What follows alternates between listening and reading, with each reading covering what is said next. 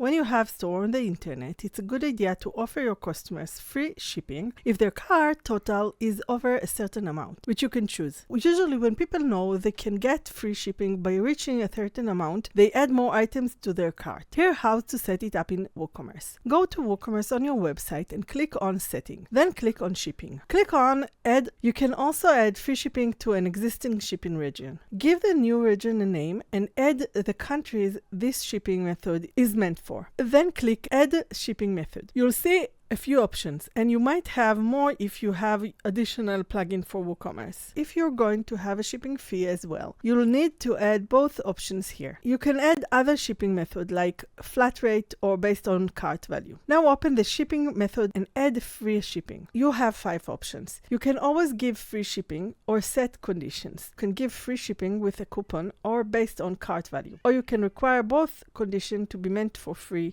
shipping. Choose the option you prefer.